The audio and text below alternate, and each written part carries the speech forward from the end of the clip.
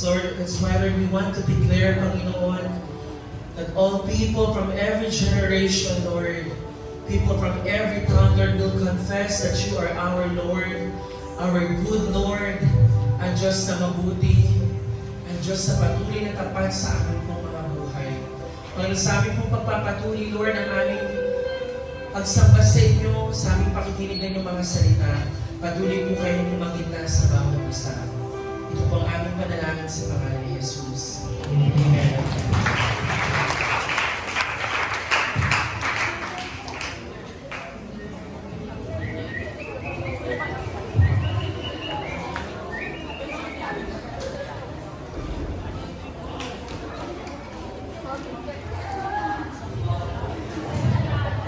Hello po. Good evening po.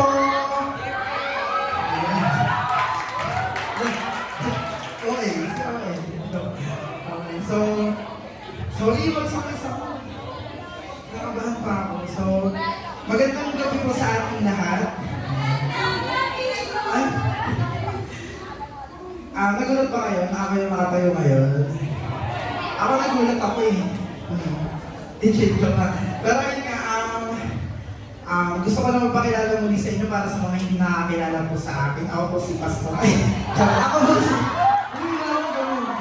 Walang ganun. Okay, ako po si Kuya Ansem. Okay, sa mga nakakilala, hindi nakakilala sa akin. Ako si Kuya Ansem Ian Umipig. Ako po ay isang college student dito po sa ating church sa NPCM. Ako po ay sa NPCM. So, para shoutout pa rin sa mga taga-din dyan. So, ngayong gabi, medyo nakabahan ako kasi for the very first time, ako po ay mag-share sa inyo dito sa pulpito ng salita ng Diyos. Mukha ba akong kinakabahan? Mukha ko po yung sa pawis. Nararamdaman ko sa tuloy para sa sakapon. Pero pointer. Ayan, pwede ba palakpakan natin muli ang Lord? Baka ba ako sa nakapagod ba ba? Kahit na hindi naman na bago na nakikita niyo ako dito sa harap, di ba? Kasi every Sunday, nakikita niyo ako na kumakanta, nagbibigay ng worship, or tumutugtog, o kaya naman ay nagbibigay ng mga announcement. Pero ngayong gabi po ay, hindi ako nandito para gawin yung mga bagay na yun. Ako po ay mag-share na ang Word of God. Pointer po. Amen. Ayan, so, uy, nasaan? Paano ko? So, ayun. Ang nag-bless ba kayo sa ating mga joyful songs kanina? Hindi alam ni Pastor Isayaw na nabigla yata. Nabigla kami lahat na parang late na namin na alala na meron palang sayo yung Lord, You Are Good. So sabi dun sa kanta, na ang Diyos ay mabuti. Amen po ba? You are good. Sabi doon all the time. God is good all the time. All the time, God is good. So ngayong gabi, may papakilala ko sa inyo na isang character sa tututugon. Kinakabahan na ako. Kinakabahan na yung oat eh. Ayan, ngayon po, naalala niyo ba yung title ng ating worship night ngayong gabi?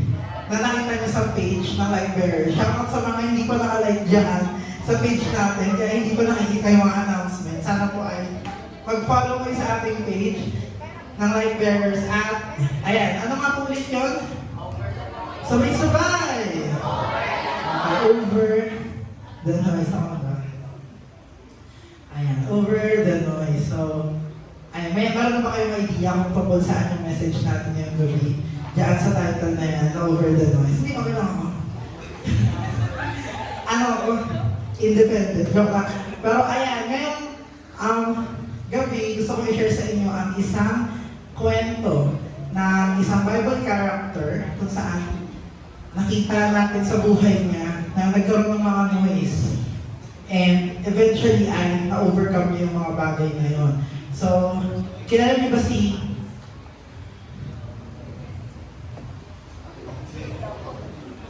Ayan, ito na. Ay, ang title ko po ngayong gabi ay Elijah and the 7,000. So, taas na kami nakakilala kay Prophet Elijah. Siyempre lahat tayo, kailangan si Prophet Elijah. Kailan niyo ba yung 7,000 sinasabi dyan?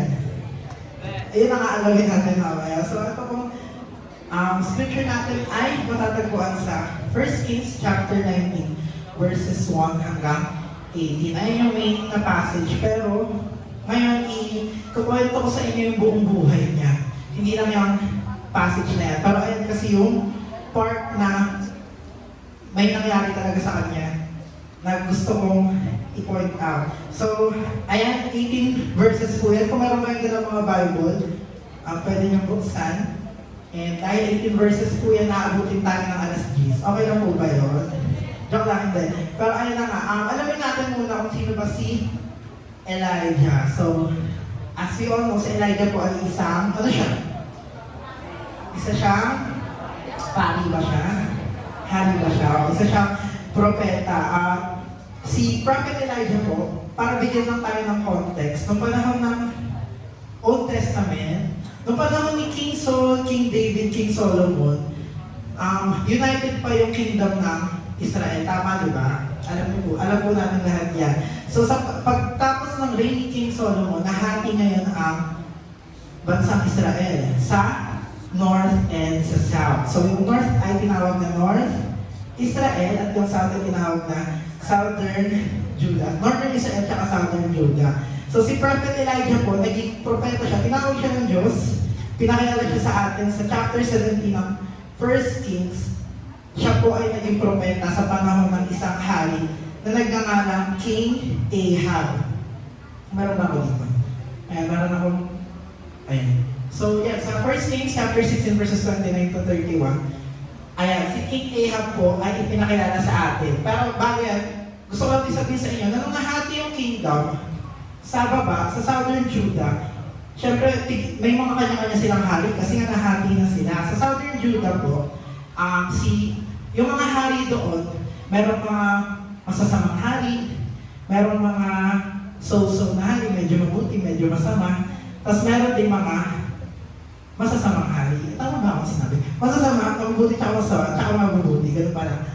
Pero sa North Israel, lahat ng hari doon ay evil. Sabi sa Bible, lahat ng hari doon ay evil. Pero itong King Ahab, special siya kasi sabi diyan sa verse 30, higit sa lahat ng nauna sa kanya, ang kasamaang ginagawa niya sa paningin ni Yahweh. So ayan po ang context natin. Sino nga ulit yung hari na to? Si King Ahab o Ahab. Okay? So, mas masama pa siya sa mga naunang hari. Actually, pang-pito na siyang hari ng Israel. At mas masasama pa siya sa mga unang sinabi na evil. So, isipin mo kung gaano ka evil to. At hindi pa siya nakontento dyan. Sabi dito sa verse 31, hindi pa siya nasiyahang ipagpatuloy ang ginagawa ni Jeroboam. Pinakasalan din niya si Jezebel. Ngayon, sino naman to si Jezebel? Hulaan niyo kung sino si Jezebel. Serena siya. Serena kaya siya. Hindi po siya Serena. Isa siyang prinsesa. Ayan, turo mo kayo niya namang prinsesa. Prinsesa pero taga-Taron. Nakalahat. Si Jezebel po ay isang prinsesa ng Sidon. Anong lugar? Para ako na sa Baguio na. Siya po ay prinsesa ng lugar na Sidon. Siya siyang Sidonian princess. At ito pong mga Sidonians ay mga Baal worshippers. Sumasamba sila sa Diyos-Diyos ang nagnangalang Baal. Ayan.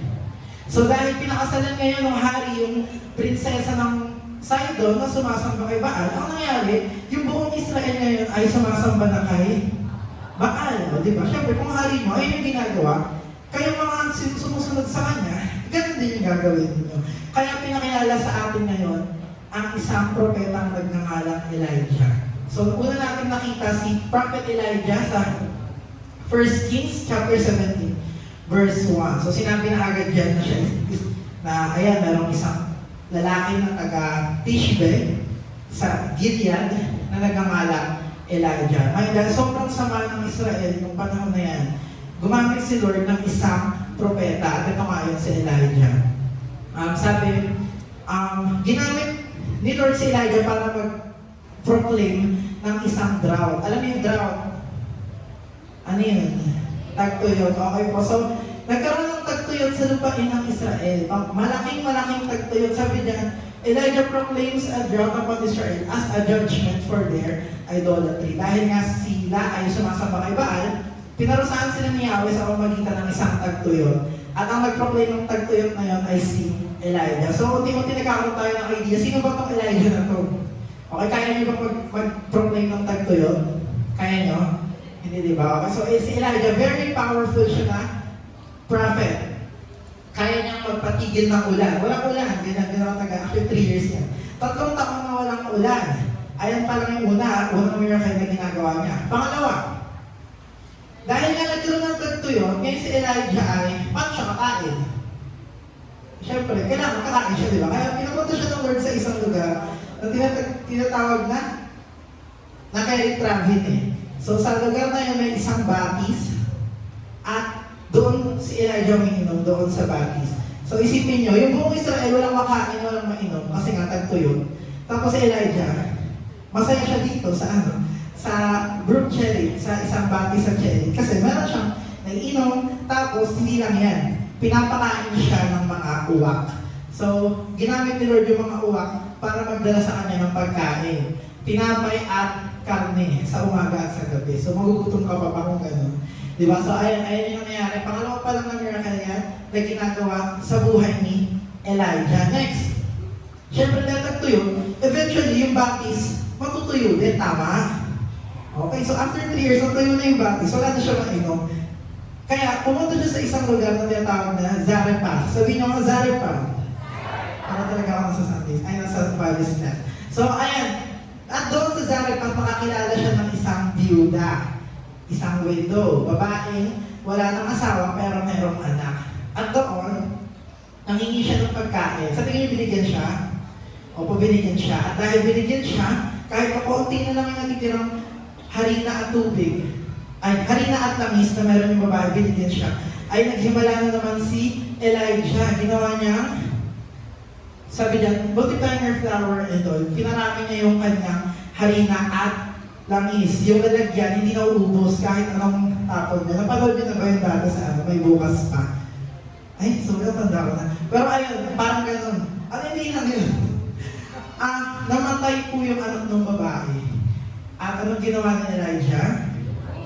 Binuhay niya sa pagkamatay. So, nagigets yung kung gaano grabe yun. First time sa Bible, nakita natin may patay na buhay. At alam niyo ba, ito trivia, Bible trivia tayo. Merong 4 lang na tao na nakapagpabuhay ng patay sa Bible. 4 na tao, maliban kay Jesus. Kasi si Jesus, marami siya binuhay, diba? So, itong ang una niyan ay siyempre si Elijah, binuhay niya yung anak ng byuda sa Zarephath. Pangalawa si Elisha, yung kanyang disciple. Binuhay niya naman anak din ng byuda, pero Shunammite na byuda. Pangatlo, wala namang sino.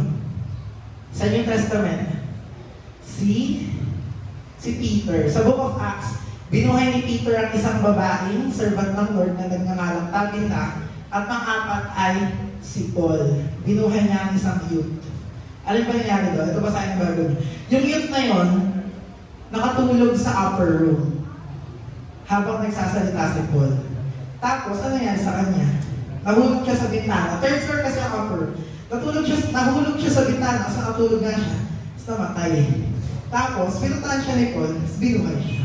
So yung mga natutulog dyan, dito sa upper room, hindi ako si Paul.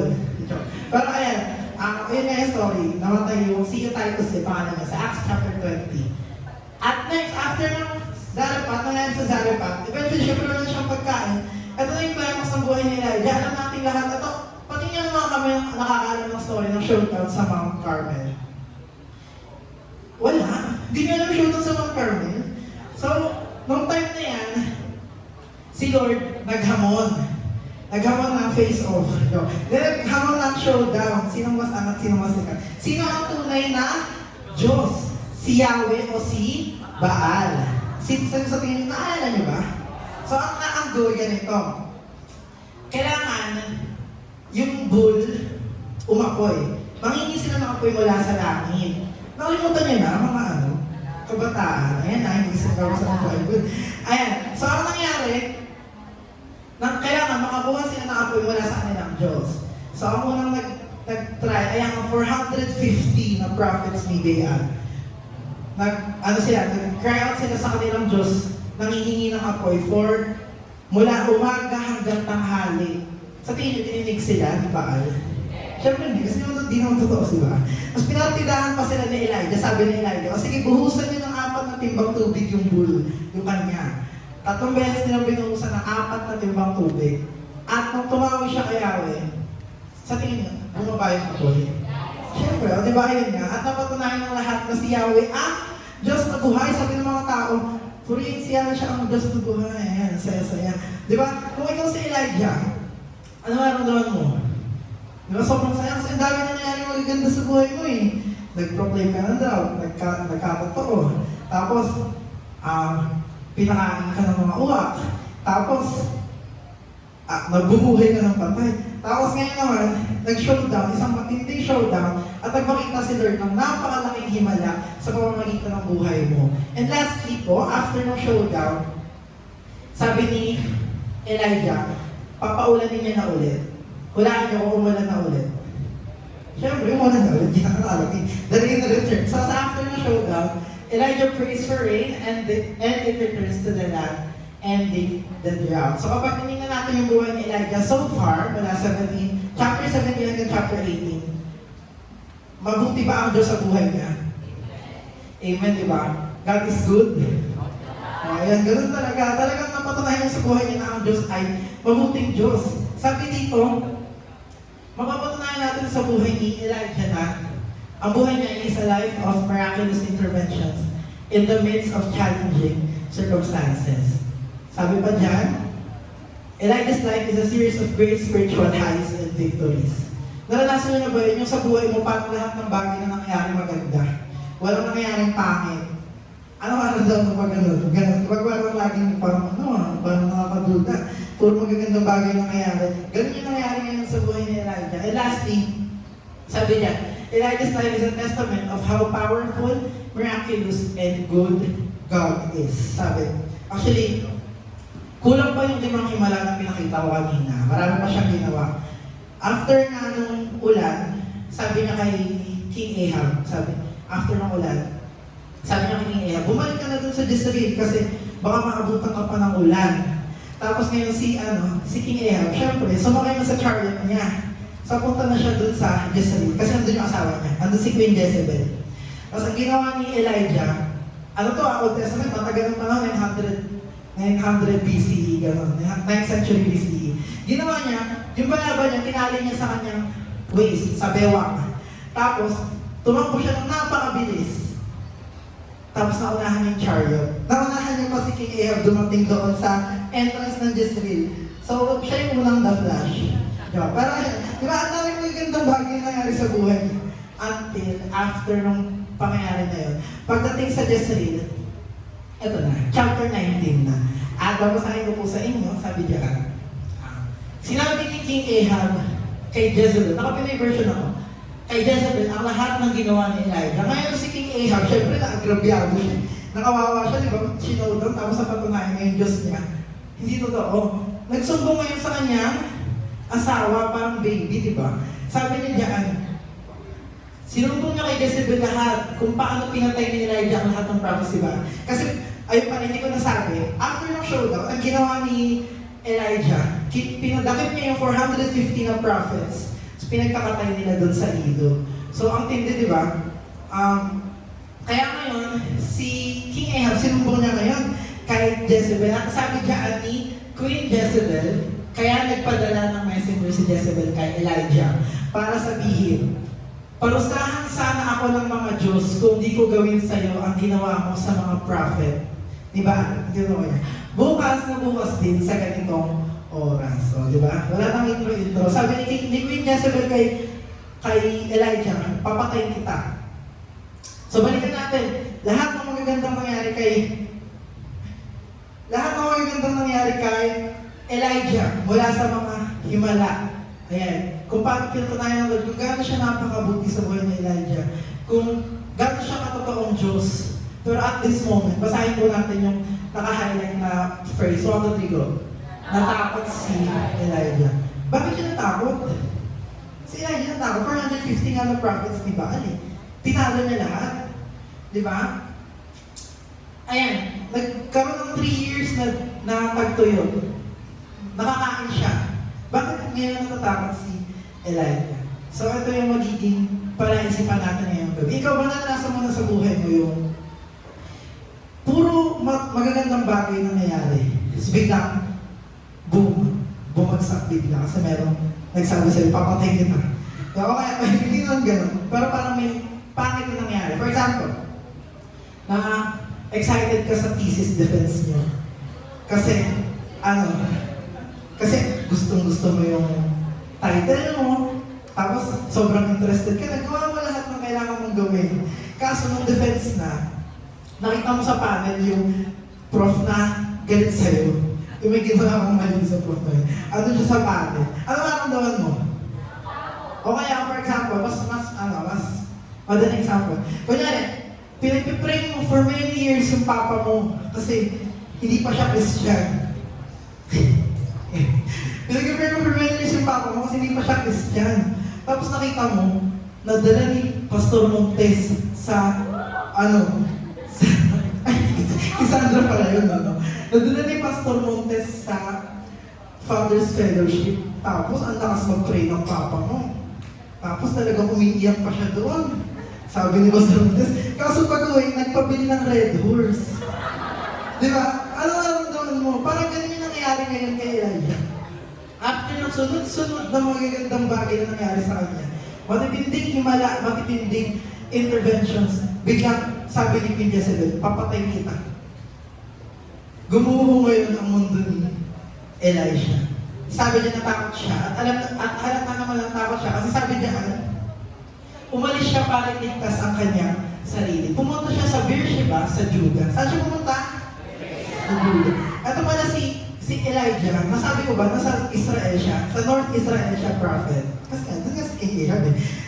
So sa sobrang takot niya, tumakbo siya pababa sa Judah. Ganun siya natawag. Sa bilis mo tumakbo, tandaan niyo kasi nga, parang siyang si The Flash. Pero hindi ko alam kung ganun din yung nangyari dyan. Pero ang point, sobrang takot niya, sabi dun sa English, he rose and ran. Bumangon siya at tumakbo papunta sa Beersheba sa Judah. At iniwan niya pa yung servant niya. So ano kaya makikita natin dyan? Sabi dito, when we focus on what is in front of us and lose sight of who God is, nung nakita lang ni Elijah yung banta sa kanya ni Queen Jezebel, nakalimutan niya lahat ng mga ginawa ng Lord sa kanya. Sabi niya, fear can set in. So, nagkaroon ng takot. Nagkaroon ng fear. So, mahalaga yan, tandaan niyo yan. Sabi, hindi lamang kung sino ang Diyos, kundi nakalimutan niya rin kung ano yung mga magagandang bagay na ginawa ng Lord sa kanya. Kulang pa ngayon mga sinabi sa inyo na actually, after nitong story na ito, marami pang mga bagay na yan. Nakita natin sa Bible many times na kapag ang isang character tumitingin sa sitwasyon niya, ano nangyayari? Pumapasok ang takot. Naalala niyo si Peter nung naglalakad siya sa tubig. O, di ba? Okay na, naglalakad siya sa tubig. Kaso tumingin siya sa paligid at nakita niya yung malalakas na hangin, yung malalaking alon. Nag-focus siya kung ano yung nakikita niya. Kaya pumasok ngayon ang takot. Ano nangyari? Lumubog siya ngayon. So, di ba? Ang tanong, saan ba siya natakot kasi? Kanina ba siya natakot? Kahit sa isang tao lang. Kay Queen Jezebel, sabi dito, kapag natatakot ka sa isang tao, parang kang natatrap. Okay, sabi, the fear of man is really a trap. When it arrests your heart, it paralyzes you. It causes you to not sleep. It causes you a lot of anxiety. Pupasok lahat ng mga what-ifs sa buhay natin. So, ayan, makikita natin yung bagay niya sa buhay ni Elijah. Tuloy natin yung story. After ng verse 3, pero si Elijah, pag-isang tumuloy buong maghapon papunta sa desert, pagdating niya doon, umupo siya sa ilalim ng isang punong maliit na tumutubo sa desert. Gusto na niyang mamatay. Same. At sinabi, joke lang. Joke yun. Tama na Lord, kunin mo na ako. Sorry. Wait lang. Tama na Lord, kunin mo na ako ngayon. Mas mabuti pa mamatay na ako. Okay, tingnan natin. Balikan natin. Sino ba ito si Elijah kasi? Recap natin. Kapag inisip mo si Elijah, ano maisip mo? Malakas, makapangyarihan, mapaghimala, di ba? Sabi nga sa kanya ng iba, isa siyang super prophet. Kasi kapag so much so na kapag iniisip siya ng mga Hudyo, ang naiisip nila yung prophecy ni Prophet Isaiah, nung pinaprophesy niya yung pagdating ng Messiah, sabi, meron daw isang tao in the power and spirit of Elijah na darating para ihanda yung dadaanan ng Messiah. Sino yun? Si John the Baptist. So, hindi lang galing kay Isaiah. Sinabi rin yun ni Prophet Gabriel sa tatay niya, napapanganak si John the Baptist. At sinabi rin yun mismo ni Jesus. At isang beses pa na nakita natin si Prophet Elijah sa New Testament, sa story ng Gospel, noong si Jesus ay na-transfigure, naalala niya yun? Bakit sa bundok, tapos tumilaw yung mukha? Diba? Sino kasama niya doon? Si Moses niya si Elijah. So kung isipin mo ito si Elijah, grabe ito. Hindi ito yung prophet na tumatakbo. Kaya yung prophet na tumatakbo. Ay, tumakbo din pala ito. Yung prophet na tumatakas sa Lord, sumusuway. Sino yun? Si Jonah. Hindi dito yung prophet na iyakin. Sino yung prophet na iyakin? Si Jeremiah. So kung mag-iisip mo si prophet ay Elijah, malakas, astig, kumbaga. Kahit ang millennial ng term na astig, nakalagay ko si dito. Pero ayan, pag-iisip mo siya, astig siya. Pero ano nangyayari ngayon? Mag-isa siya ngayon. At nagmumukmuk siya sa ilalim ng isang maliit na punong tambo. Punong tambo ba nakalagay? Pero ayun, isang punong tambo na tumutubo sa disyerto. At ang gusto niya mangyari sa buhay niya ay gusto niya na mamatay. O di ba ang gulo? Sabi, tumakas siya kay Jezebel. Pumunta siya mula North Israel hanggang South Judah kasi takot siya mamatay. Pagdating dito, gusto niya na, ano ba talaga? Para kang suicidal pero takot ka tumawid. Yung parang gusto mong pasagasa pero takot ka tumawid. Pero, ayan, sinabi niya, ayan, gusto niya na daw mamatay. At sabi dito, when we slide from faith to fear, kapag ang pananampalataya natin ay napalitan ng takot, sabi niya, we become utterly unreasonable. Diba? Ang gulo na eh. Gusto mo mamatay, ayaw mo mamatay. Diba? Tsaka kung gusto niya talaga mamatay, bakit niya iniwan yung servant niya doon? Diba kung may papatay sa'yo, gusto mo mag-isa ka? So, ang nangyari ngayon sa buhay ni Elijah, obviously, since suicidal siya, at ganito na siya ka-unreasonable, pwede natin masabi na si Elijah ay dumaranas ng depression. Okay. So, hindi tayo mga psychologist na nagda-diagnose ng character, pero pwede, tinitake into account natin yung possibility na baka si Elijah, noong time na to ay depressed. Sabi dito, when fear sets in, things often don't make sense. Naranasan niyo ba sa buhay niyo yung dahil natakot ka, naging unreasonable ka na? Kumbaga, for example, ang hirap ng project namin, baka pag na-pressure ka, baka pag ginawa ko spamming, baka ibagsak ako ng teacher ko. Kaya sabi, sige, hindi na lang ako magpapasa. Eh, yung bagsak ka din. Di ba? O kaya kapag sa ministry, kunyari, ang daming diniliman sa amin sa ministry. Huwag ko na lang muna kaya kausapin sila ate tsaka si Kuya, si Pastor tsaka si ate, di ba kayo si ate Jonah, di ba? Ang ending, ano mangyayari? Kakausapin ka pa din, kasi ayaw sila kausap. So, ayun, nagiging unreasonable ka. Dahil nga, nagkakaroon ka na takot. Sabi diyan, hindi lang yun. Pagtapos ng term na gusto niya na mamatay, sinabi niya diyan, tama na Lord. Minsan ba sa buhay mo nasabi mo yung term na, tama na Lord? Ayan, sabi tama na Lord. Sa English ang pagkakasabi, sa NIV, I have had enough. Puno na ako. Sabi ito, meron akong mga, sabi niya, ayoko na. Suko na ako, Lord. Puno na ako. Parang nasa ano ka no, parang ipag-break ka sa joke. Quit na ako. Ama ka na, Lord. Kawagod na. Nakakatanin ang purpose na. So, ayan. Parang gano'n. Ayun yung sinasabi ngayon ni Elijah sa Lord nung time na yan. Sabi niya, he's fed up with his situation. He was exhausted, drained, completed, spent, and worn out. Sabi, when we go from as it should be to difficulties, it is easier to say, but I have had enough. Nakalimutan niya na kahit puno na siya, ang Diyos nandun pa rin para sa kanya. Okay? Kulang pa nga yan. Sa English kasi, balikan natin. Dito sa Pinay version, tsaka sa Tagalog, sinabi lang, buti pa mamatay na ako, pero actually sa English, ang sabi diyan, take my life, I am no better than my ancestors. Sabi niya, wala akong para lang akong mga ninuno ko. Wala akong pinagkaiba sa kanila. So, nung time na to, isipin mo si Elijah, isa sa mga pinakamalulupit na prophet, sinasabi niya na wala akong kwenta. Na mas parang parehas lang ako sa mga ninuno ko. Nung time na yan, he is starting to have a wrong estimation of who he is. So, nung time na yan, sabi niya, when situations are bleak, we tend to resort to self-pity and diminish God's work in our lives. Naranasan niyo ba mag-self-pity? Di ba? Gusto mo uso yan ngayon.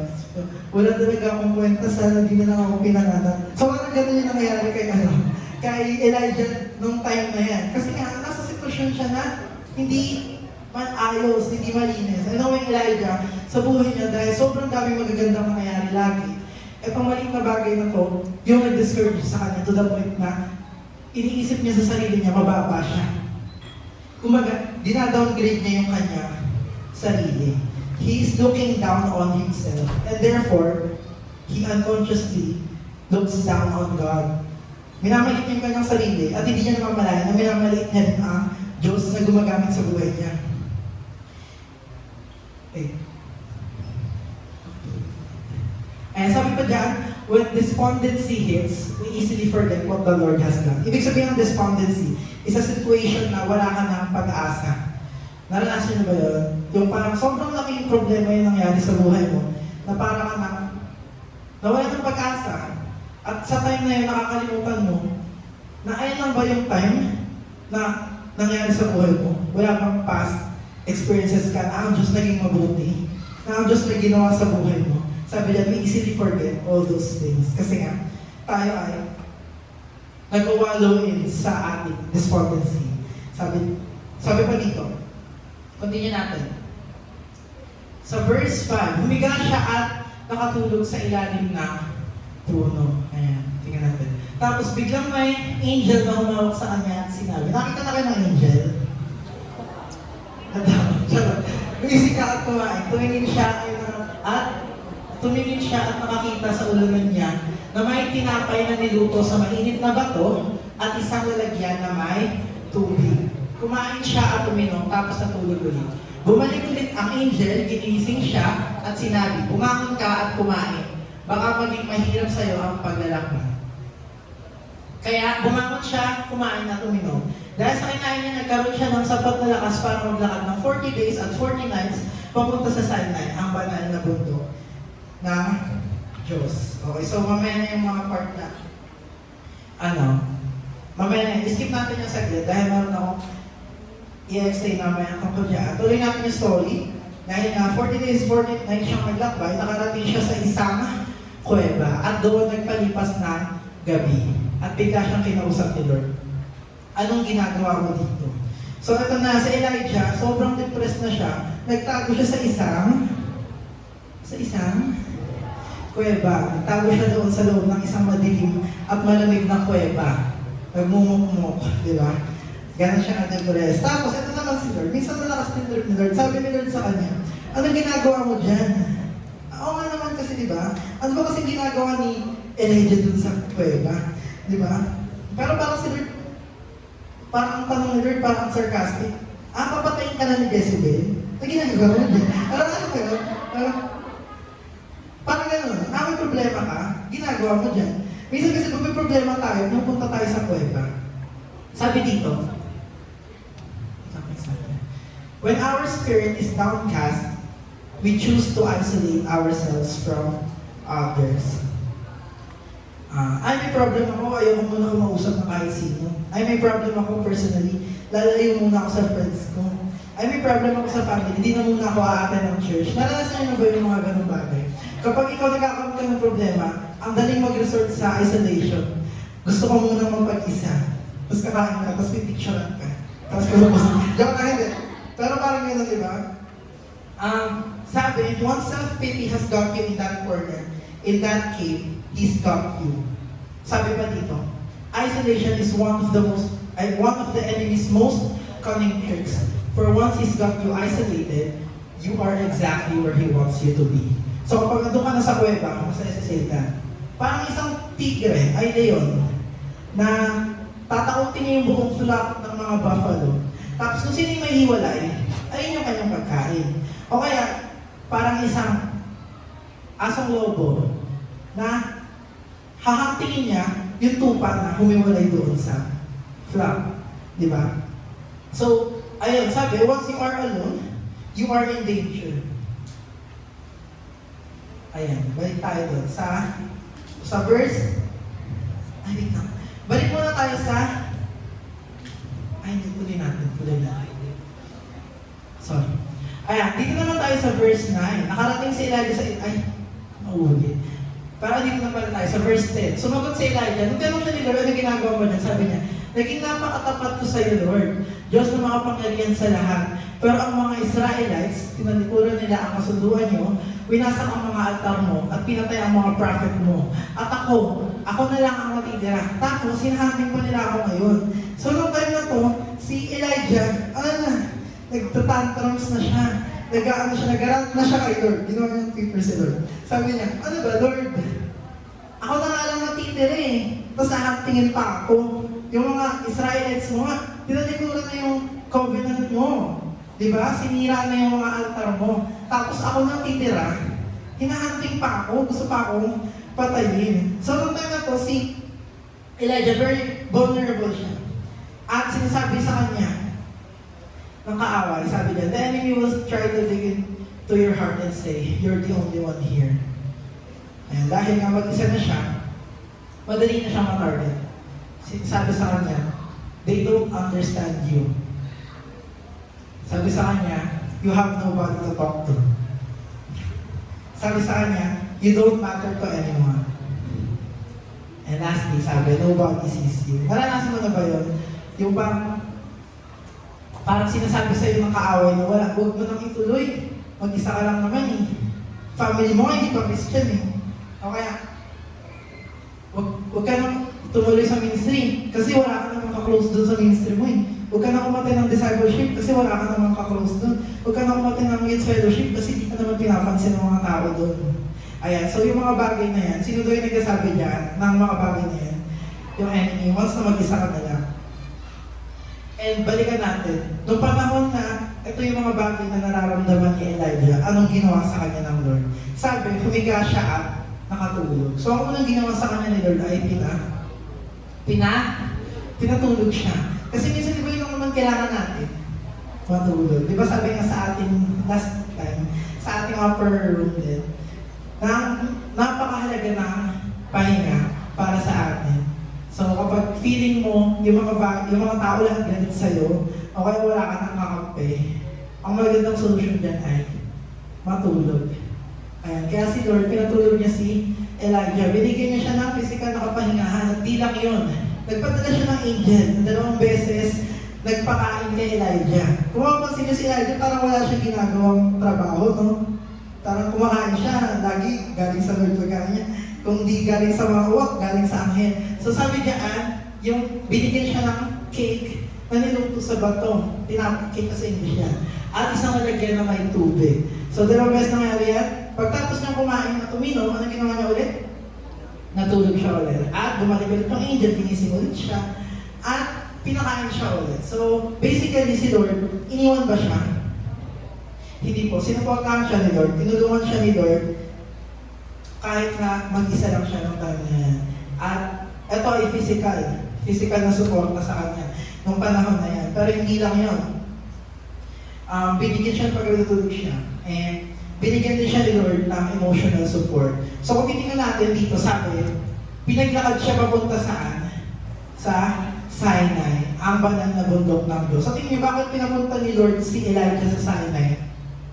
Dami namin lugar ba sa Sinai?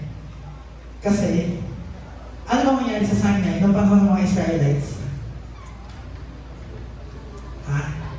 O, di ba?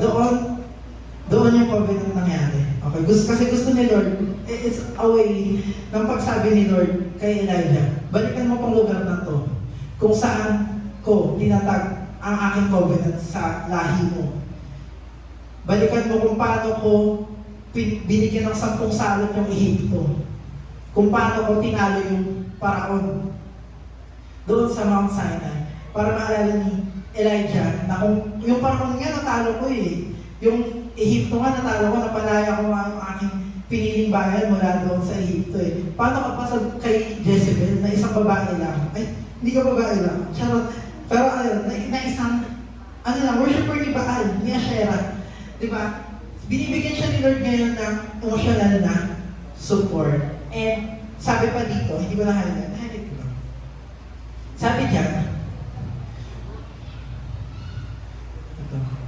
Sabi diyan, bumangon ka at kumain. Baka maging mahirap sa'yo ang paglalakbay. Kasi ibig sabihin, kahit sa Elijah, gusto niya nang tapusin yung buhay niya at that moment. Meron pang pinaprepare sa kanya si Lord na isang mahaba at mahirap na paglalakbay. So, sabi niya, when God seems to be doing nothing, the greatest things are taking place. Minsan di lang natin nakikita na merong hinahandang mga malalaking bagay ang Lord sa ating mga buhay. Sabi diyan, after nun, ayun na nga, nandito na tayo sa ating pinaka-main passage. Ito na yung climax ng story. Baka nitawag na kwento. Pero ito na. Sabi ni Lord, lumabas ka dun sa kuweba at humarap sa akin sa taas ng bundok. At biglang dumaan si Lord. At umihip ang napakalakas na hangin na bumiyak sa mga bundok at dumurog ng mga oon. Di ba ang tindi? Parang airbender. Nasira yung bundok. Ganun matindi. Pero, wala si Lord sa hangin. Pagtapos na ng hangin, ano nagkaroon? Lumindol. Earthbender man. Tapos, sabi niya, pero wala si Lord sa lindol. Wala pa rin si Lord. At pagkatapos lumindol, nagkaroon ng sunog. Saan? Nagkaroon ng sunog. Pero wala si Lord sa apoy. So wala si Lord sa hangin. Wala si Lord sa lindol. Wala din siya sa apoy. Di ba? Ang tipindi mga bagay. Pero wala din si Lord. Nasaan siya? Sabi dito. Pagkatapos ng sunog, may malumanay na bulong. May isang gentle na whisper. So knowing Elijah, di ba? Sanay siya makakita kasi hindi na siya nagulat dito sa hangin, sa lindol, tsaka sa apoy. Kasi lagi lang siya pinapakitaan ng Diyos ng mga nakakamanghang mga bagay. Mga mind-boggling na mga miracles. Pero pinakitaan ngayon siya ni Lord ng isang gentle whisper. At sabi niya, sometimes, it is not through the big things that God speaks. Basahin nga po natin. But through the faint and gentle whispers. Sabi, sometimes it's not in the humongous answer to prayers, not in the earth-shattering feats, not in the mind-boggling miracles. Sometimes it's in the, uy, di ba nagising ka kanina ng maayos? Uy, di ba nakakain ka bago ka pumunta dito sa upper room? Uy, di ba buhay ka pa rin hanggang ngayon nang humihinga ka pa rin? Kasi si Lord, nandiyan pa rin siya. Uy, nandito pa rin ako, Elijah. Nagpo-provide pa rin ako para sa'yo. Pinapakain pa nga kita. Pinapatulog pa kita. Pinapakitaan pa kita ng mga iba't ibang mga bagay. And kahit hindi magpakita si Lord sa mga bagay na yun, minsan di ba naranasan natin sa buhay namin, parang wala si Lord. Parang ang layo-layo niya. Pray ka ng pray, so lang nangyayari. Sabi dito, we feel like God is not answering our prayers kasi pinaghihintay niya tayo. He makes us wait. Minsan nagtatampo tayo sa Kanya kasi parang pinaghihintay niya tayo. Ang tagal-tagal na nung pinag-pray mo, wala pa rin. Pero sabi dito, sometimes God allows us to go through long waiting periods so that when the blessing comes, we know that it's not us but Him. Meron akong kakilala, for the longest time, pray siya ng pray na magkaroon na siya ng work. So parang nagtutugan na siya. Sinasabi niya sa akin, sir, mag-pray mo kasi gusto ko na magka-work. Wala pa rin siyang work. Ang tagal-tagal niya nang nag-work. Nag-apply siya sa 20 na companies. Wala niyo kung ilan yung pinasa niya. Wala. Zero. Tapos, wala. Napapagod na siya. Kaya nagkakaroon siya ngayon ng doubts kung totoo ba ang Lord. Pero isang beses, isang Sunday, pinaalala sa akin sa pamamagitan ng isang awitin. Na nung time na nagpipray siya, para makapag-enroll, makapag-aral ng college, meron siyang isang amang napakinggan na nag-secure sa kanya na makakapag-aral ka. Kumbaga, away ni God na sinabi sa kanya makakapag-aral ka. And noon niya lang naalala, nung time na graduate na siya, Pinagraduate ka nga ni Lord eh, pinag-enroll ka nga eh. Ngayon, magdadoubt ka kung bibigyan ka ba niya ng trabaho. So, minsan may mga ganung pagkakataon sa ating buhay na pinag-iintay ka ni Lord. Hinahanda ka niya kasi alam niya hindi ka pa ready. At saka, one way of telling you na para kapag dumating yung bagay na yun na pinag-pray mo, alam mo na hindi ikaw yun. Hindi ko yung rason kung bakit mo nakuha yung trabaho na yun. Kaya mo yung nakuha kasi dahil sa kanya. Kasi kung ikaw yung masusunod, sana nakuha mo yun. The time you wanted it, di ba? Pero, kaya pinapakita sa atin ni Lord na hindi lagi sa mga malalaking bagay siya nangungusap sa atin. Sabi, nung narinig ito ni Elijah, binalot niya ng balabal ang mukha niya, lumabas at tumayo sa bunganga ng kuweba. Tapos may boses siyang narinig na nagsasabi, ito na yung faint whisper. Anong ginagawa mo dito, Elijah? O, di ba? Deja vu. Kanina tinanong na ni Lord sa kanya. Wala kami kung ano sinagot niya. Siyempre, sabi niya, sabagot si Elijah, naging napakatapat ko sa'yo, Lord. Pagtuloy, Diyos ang mapanin sa lahat. Pero ang mga Israel, at ako na lang matitira. Tapos, hinahanting pa nila ako ngayon. Pinanindigan talaga ni Elijah na mag-isa siya, na wala siyang kasama. Ano kayang nangyari? Sabi sa kanya ni Lord, bumalik ka sa dinaanan mo, desert pa Damascus. O diba, ang tindi din ni Lord, imagine si Elijah, nagrarat, pangalawang rant na niya to, nagtatantrum, tapos bigla siyang pinutusan. Naranasan mo na yung, nagdadrama ka sa bahay. Sige ang tinawag ng nanay mo, sabi, bili ka nga muna doon ng bago, bili ka muna to. Ganyan nangyari, nag-rant siya. Pagtapos siya mag-rant, sabi ni Lord sa kanya, bumalik ka doon sa desert na pa Damascus. Pagdating mo doon, buhusan mo ng oil ang ulo ni Hazael at gawin mo siyang hari ng Syria. Trabaho na yun eh, di ba? Yung magbuhos ng oil, mag-anoint ng mga magiging hari. Tapos buhusan mo din ng oil si Jehu na anak ni Nimshi at gawin mo siyang hari ng Israel. Buhusan mo ng oil pati na si Elisha na anak ni Shaphat na taga Abel-Mehola bilang kapalit mong prophet. Sino mang makakataka sa espada ni Hazael, papatayin ni Jehu. At sino mang makakataka sa espada ni Jehu, papatayin ni Elisha. Pero, magtitira ako ng 7,000 na tao sa Israel. Mga taong hindi lumuluhod o humahalik kay Baal. So, di ba? Ito na, na-reveal na kung ano ba yung tinutukoy na Elijah and the 7,000. So, yung 7,000 ay yung remnant ng mga tao na hindi lumuluhod o humahalik kay Baal. Okay?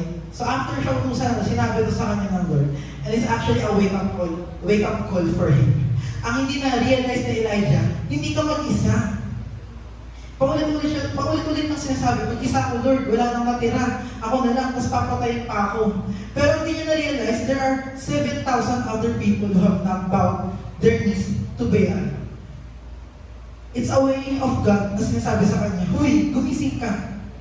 Ano mag-isa? Ano dinadrama-drama mo? Parang ginagano siya na Lord. Ako to si Yahweh, ang Diyos. Kahit mawala ka, kaya ko. Ako yung Diyos na nagpaulan, gumawa ng mga himala sa buhay mo. Bakit ka pinanghihinaan ngayon? Di ba? Dahil nalunod si Elijah doon sa lahat ng mga bagay na naranasan niya. At nakalimutan niya na si Lord, siya yung Diyos na kayang gumawa ng mga himala. Yung mga himala ginawa sa kanya. Ganun, kayang ulitin ng Lord lahat ng mga bagay na yun. Sabi dito, his vision is distorted because he was not focusing on God. He did not hear God's voice because he was drowned by the noise. So yung fear, yung unreasonableness, yung self-pity, yung isolation, yung despondency, sabi, lahat ng yan ay mga ingay lang. Okay? Kaya niya hindi makita. Kaya niya nakalimutan kung gaano kabuti ang Lord dahil nalunod siya sa ingay, sa noise ng mga bagay na yan. Sabi, these are noise that keeps us from hearing God, from seeing what He has done in our lives, from realizing who He is. Okay, tuloy natin yung story. Sabi, at umalis na nga dun si Elijah. So sumunod ba siya sa Lord? Umalis na siya doon sa kanyang kuweba. At nakita niya nag-aaral si Elisha na anak ni Shaphat. May 12 na basa yan. So, ang ginawa niya ending, sumunod pa rin siya sa Lord. And sabi dito, at the end, Elijah obeyed God and departed that cave. And faith does not mean that you won't go through that cave. Hindi ibig sabihin na kapag ikaw nananampalataya sa Diyos, hindi ka papasok doon sa loob ng kuweba. Ang pananampalataya is, pumasok ka man doon sa kuweba, kaya mo makalabas doon sa tulong ni Lord. Ganun yung nangyari sa buhay ngayon ni Elijah. At sabi diyan, he followed God even if he didn't feel like it. Kahit na ayun yung nararamdaman niya ng time na yan, ang pinili niyang gawin ay sumunod sa Lord. At habang sumusunod siya, hindi siya mag-isa. Sabi niya, nung tinawag niya si Elisha, iniwan ni Elisha ang mga baka humabol kay Elijah. So, nung time na yun, paulit-ulit na sinasabi sa kanya ni Lord na hindi ka mag-isa.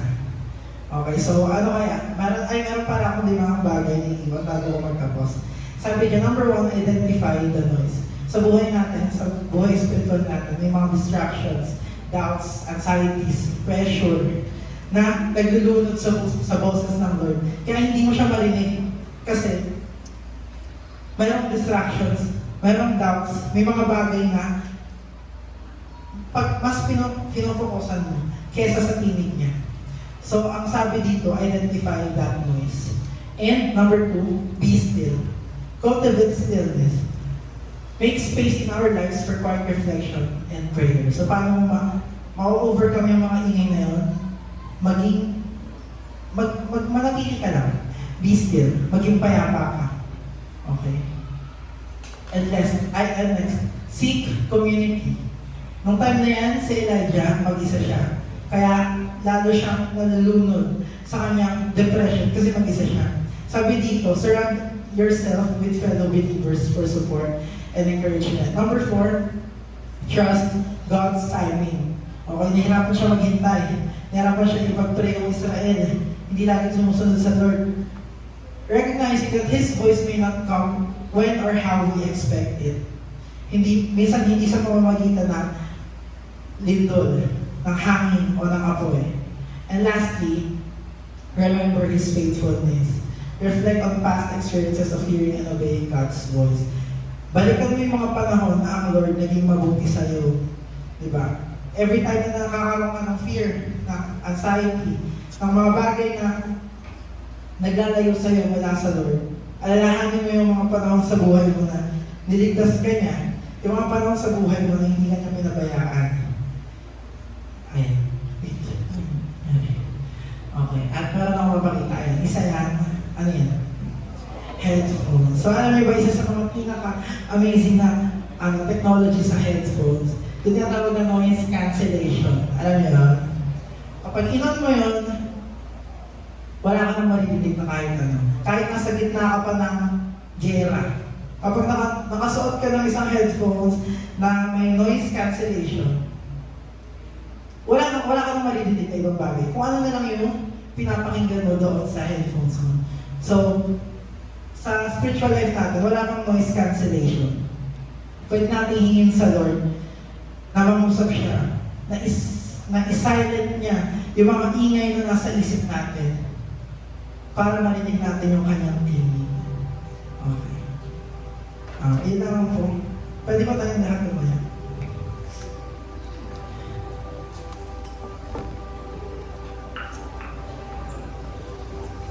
Katulad ng sinabi ko, we can ask the Lord na patahimikin yung mga ingay sa ating mga isipan para mas marinig natin yung kanyang boses. And for this time, let's ask the Lord na gawin yan sa ating mga buhay. Ngayong gabi na iniwala ako, meron gustong sabihin sa'yo si Lord. And kung meron mang noise sa isip mo ngayon, isurrender mo yun sa Kanya. Sabihin mo sa Kanya na i-silent niyo yun. And si Lord, kaya niyang gawin yun.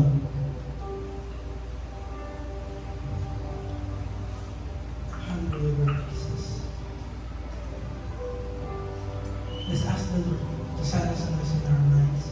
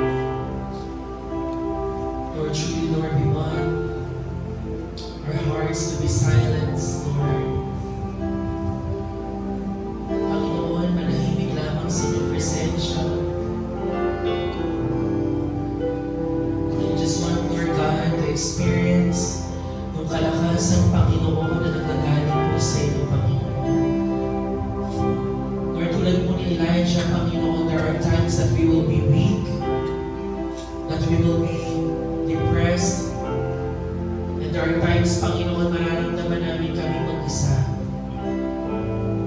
At Lord, nagpapasalamat kami, Panginoon, that at those times, Lord, you are strong, aming Ama. Panginoon, in our weakness, Lord, you are stronger, Panginoon. At yun ang mga panahon na mas malapit kayo sa amin.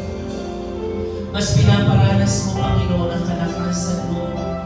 Lord, you are the strength of our hearts, Lord. Lord, this evening, Panginoon, nais lamang po namin to be silent in your presence, Panginoon. Sa ating pagpapatuloy, mga kapatid, patuloy mo natin kilalanin, mga Panginoon, bilang Diyos na nagbibigay ng kalakasan. He is the strength of our hearts. Hallelujah, Lord Jesus.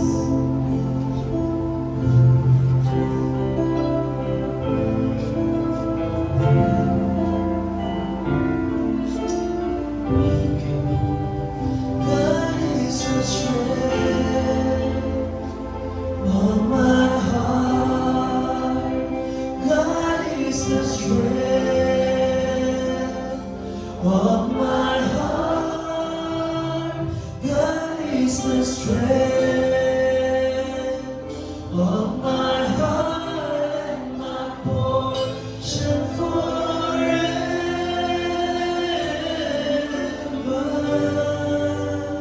God is the strength of my heart. God is the strength of my heart. God is the strength.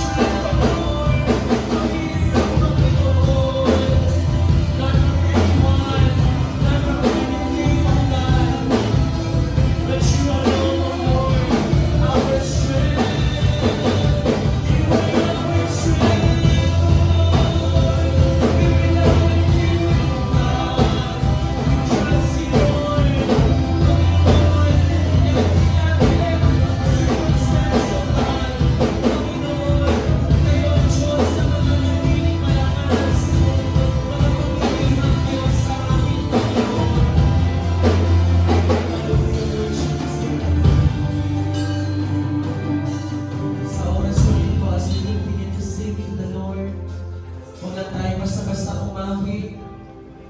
Kundi dalhin natin ang awitin na ito na nagsasabi, Lord, you are my strength. That maybe some of us can really relate, a lot of us can relate sa buhay ni Elijah. Na may mga pagkakataon, feeling natin wala tayong kasama. May mga pagkakataon na feeling natin wala na tayong kalakasan. Na down ka na para bang lahat ay against you. But let us all be reminded tonight na may mga pagkakataon na ganun talaga tayo para at the end of the day, ang Diyos pa rin ang ating kalakasan. Ang Diyos pa rin ang magbibigay ng lakas sa atin. Ang Diyos pa rin ang siyang magpapaalala sa atin that He is our God. He is our hope. He is our strength. Kaya sa oras na ito mga kabataan, kung ikaw ay patuloy pa rin umaasa sa sarili mong lakas, patuloy ka pa rin umaasa sa sarili mong kagalingan, umaasa ka pa rin sa mga kaibigan mo, sa acknowledgement ng tao, this is the time we surrender to the Lord. Over every noise na meron sa buhay mo ngayon, allow the Lord to take control. Allow the Lord to reveal His power in your life. Allow the Lord to be your strength. Allow the Lord to be your refuge, your home sa oras na ito. Come on, mga kabataan, just speak to the Lord right now. Huwag manatiling nakatigo ang iyong bibig. At mananatiling sa sarili ka nagtitiwala. Sa ibang tao ka nagtitiwala. You continue to trust in the Lord, our strength, our one only true God, our true God. Salamat, Panginoon. Lord, allow your power, Panginoon, na mananasan mo ng bawat sa loob ng Panginoon na namin, Lord. Sa mga napapagod, sa mga nawawalan ng pag-asa, sa mga believers, Lord. Panginoon, continue to remind us who you are. Hallelujah, Lord Jesus. Salamat, Panginoon. Pinupuri ka namin. Pag-ibig kayo, Panginoon Diyos. You are the same God that we have right now. You're not just Elijah, you are our God. You can make us strong, Panginoon. Purihin kayo, Panginoon Diyos. Purihin kayo, Panginoon. Sinasamba ka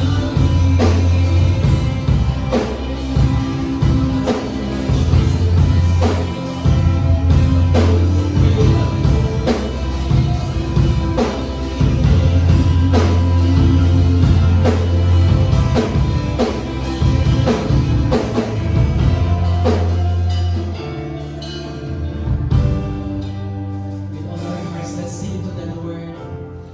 Alalahanin mo ang awitin na to that He is the strength of our hearts.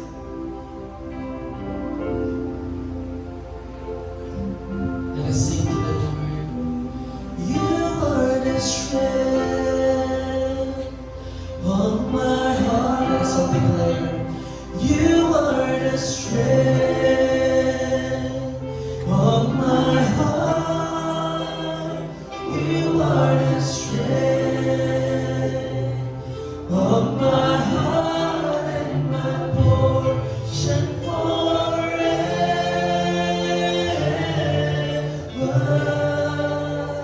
You are the strength, yes you are. Come on, mga kabataan, let us all sing. You are the strength.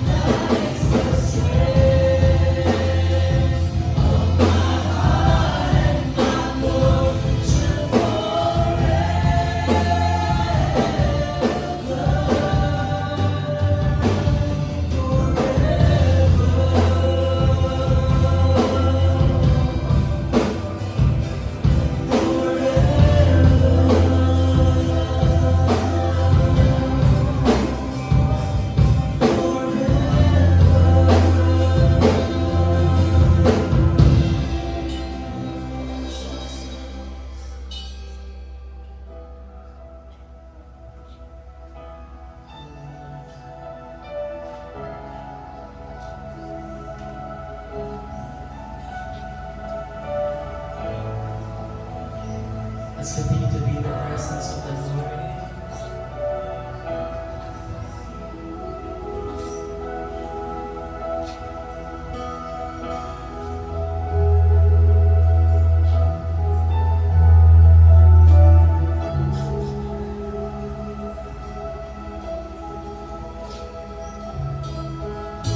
Just hear God's voice over the noise. Just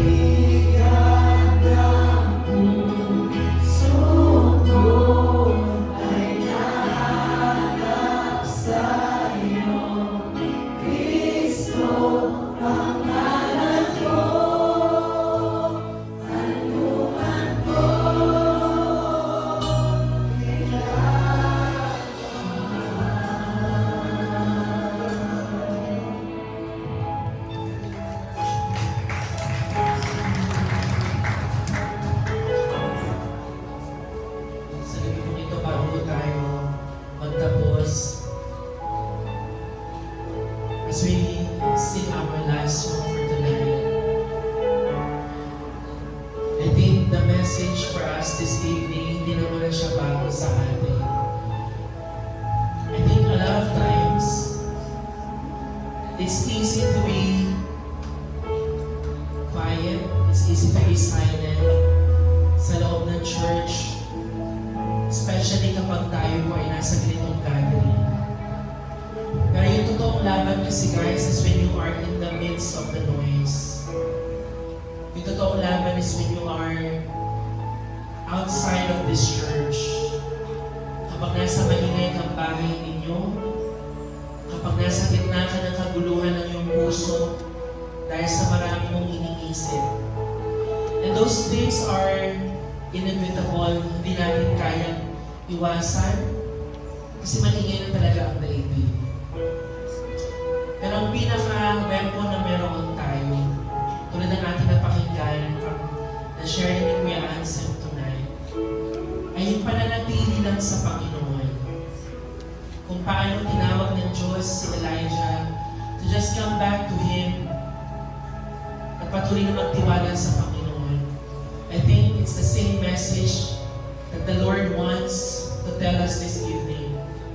Pag lumabas ka ngayong gabi dito sa lugar na to, babalik ka ngayon muli sa bahay ninyo.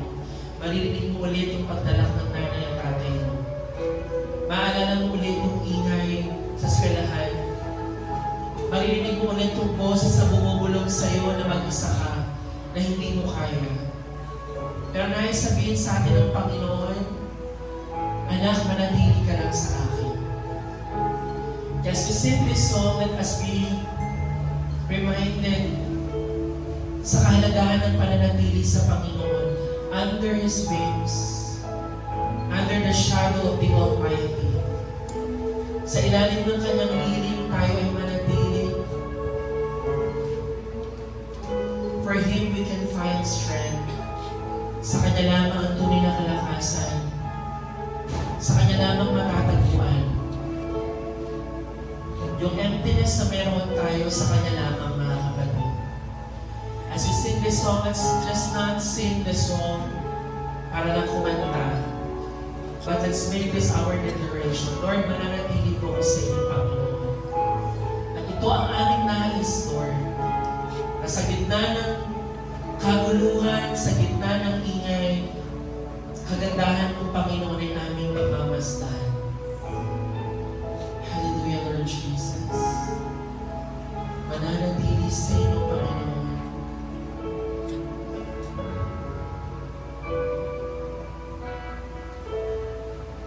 Panginoon, ang nais ko, kagandahan mo ay pagmasdan ang pag-ibig mo sa aking tugon.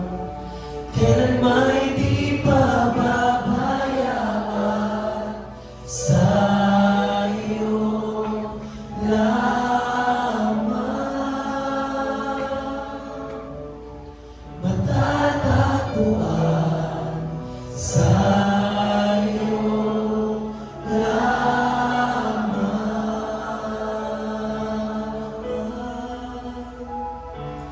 Mananatili sa iyo lilim at sasambahin ka sa dakong lihim.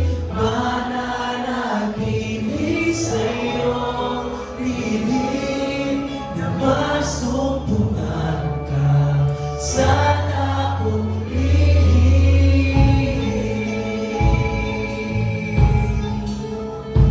Mananatili sa iyo.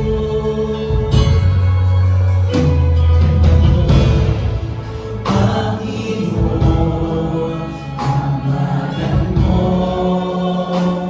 ay kalinga at sandigan ko, di magbabago ang ako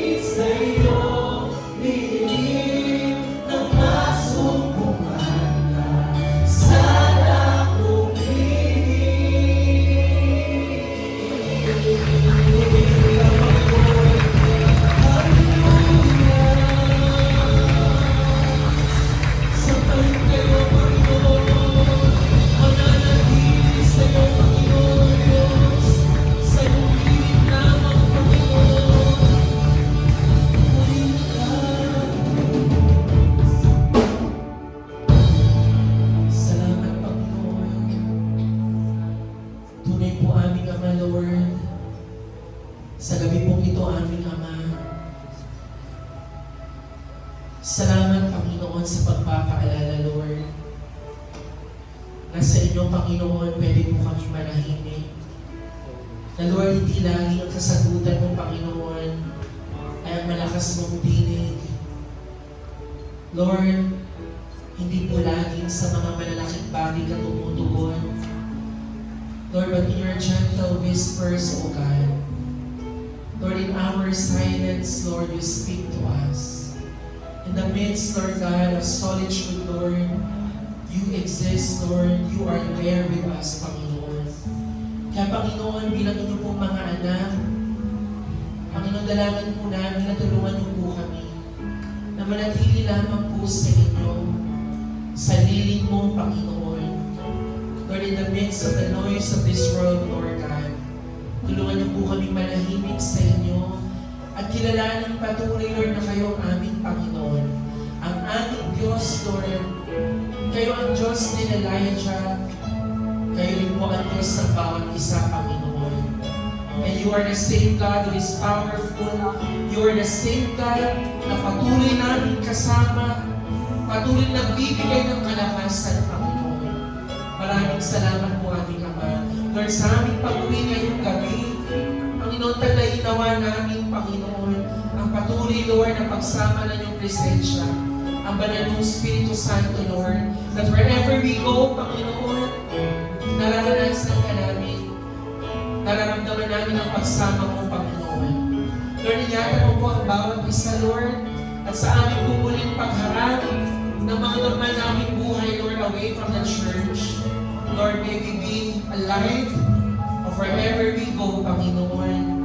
Lord, kayo po patuloy magbibigay ng liwanag sa bawat isa bilang inyong mga anak. Maraming salamat po, Panginoon. Tanggapin mo po, Panginoon, ang aming mga ihandog na awitin ng papuri at pagsamba.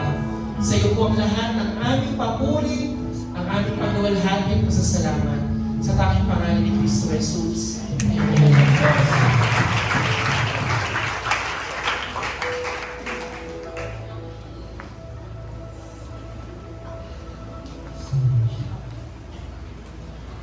Para po sa lahat ng na-bless at napaalalahanan, na-remind, nakapagpahinga ngayong gabi, maaari mo ang palakpakan ng Panginoon. At bless po sa inyong lahat, sa inyong pagpalito ngayong gabi, at nawa ang inyong pong mga tulad ng naramdaman ni Elijah ay natugunan sa inyong pong pag-awit, sa inyong pong pakikinig, sa inyong pong patuloy ng pagpupuri sa Panginoon. Ngayon, tayo po ay makakauwi na, pero bago yan ay may mga munting paalala lamang po tayo. Bukas, alas 2 po ng hapon ay meron po tayong light bearers. Kaya naman, huwag nyo nawang kalimutan na puntahan din bukas ang ating pong gawain. So mga care group leaders, pakinig